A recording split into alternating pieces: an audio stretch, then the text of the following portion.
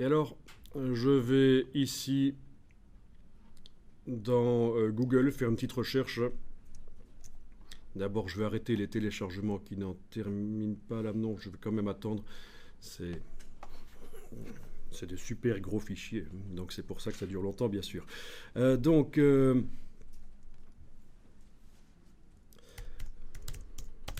Ici, je vais taper Portable Computer Adobe RGB.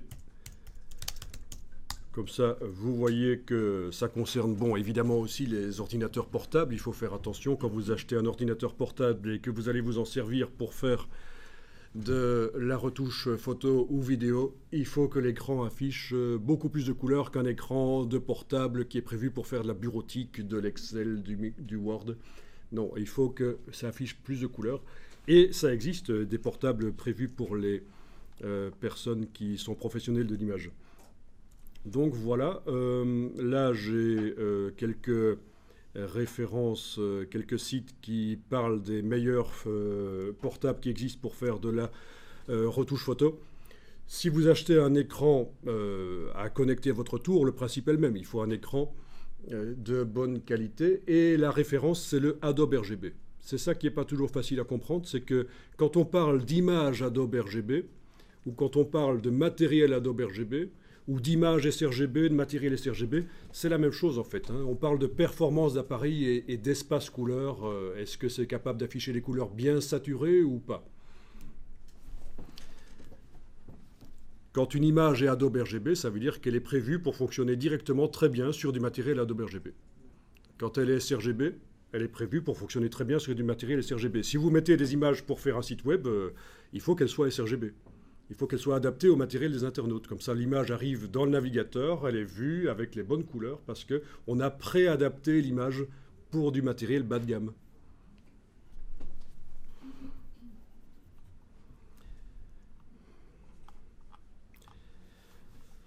Alors, bon, je vais voir un petit site ici et je vais faire une recherche sur Adobe RGB. Voilà. Et on vous parle toujours de l'espace Adobe RGB. Si le moniteur est capable d'afficher toutes les couleurs Adobe RGB, il répond aux normes de fabrication Adobe RGB. C'est un moniteur de qualité pour faire de la retouche photo ou de la retouche vidéo. Et voilà, 100% de l'espace Adobe RGB. Et certains vont aller plus loin en fait. Certains vont aller jusqu'à 130%. Donc ça veut dire qu'ils sont encore plus performants au niveau de l'affichage des couleurs. Ils affichent des couleurs encore plus saturées.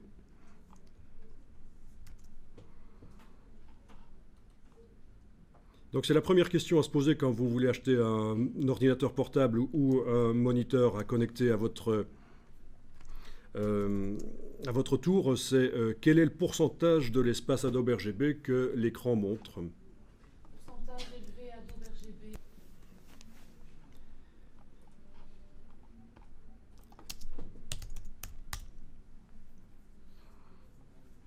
Bon, là je vais vers une page sur un portable Sony, mais ils ont arrêté de faire des portables, donc c'est pas pour faire la pub de Sony.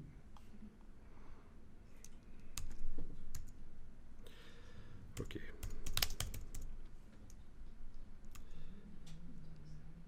Voilà, donc celui-ci par exemple va au-delà des performances du matériel construit selon les normes Adobe RGB, c'est-à-dire qu'il affiche jusqu'à 137% de l'espace Adobe RGB. 137% de l'espace Adobe RGB, donc il va plus loin, donc c'est vraiment parfait. Et vraiment, le moniteur, c'est l'élément central de votre système, il faut qu'il soit correct. Si votre moniteur n'est pas capable d'afficher certaines couleurs, vous ne pourrez pas les mettre dans vos images. Peut-être que votre appareil photo va produire ces couleurs. Et quand vous regardez vos photos sur votre moniteur, vous n'allez pas les voir, ces couleurs. Et si vous prenez une photo et que les couleurs saturées ne sont pas dans la photo, et vous voulez retoucher la photo, vous ne pourrez pas mettre les couleurs saturées dans la photo qui ne les a pas encore. Parce que vous ne les verrez pas sur le moniteur. Donc c'est vraiment extrêmement important d'avoir un moniteur de qualité. Donc je conseille éventuellement d'acheter un moniteur ou un portable de qualité d'occasion, plutôt que de prendre du neuf bas de gamme, évidemment.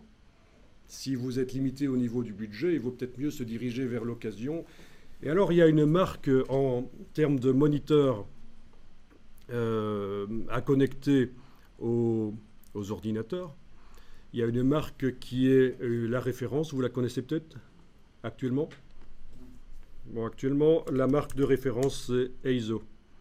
Encore une fois, je ne suis pas actionnaire chez eux, mais c'est un fait que actuellement, en 2016, c'est la marque de référence pour du matériel de qualité. Ce ne sont pas les seuls à faire du matériel de qualité. C'est pas encore excessivement cher. Il y en a à 330 €. Oui, mais il faut voir les performances. Hein. Faut voir les performances. Donc je vous laisserai découvrir les produits de chez eux. Et donc si vous avez un moniteur bas de gamme avec un écran sRGB, mais que vous connectez un écran de qualité, bien sûr, vous allez voir plus de couleurs. Hein. Ça n'est pas lié à la carte graphique. La carte graphique est capable d'afficher beaucoup de couleurs. C'est lié à l'écran qui est connecté à la carte graphique.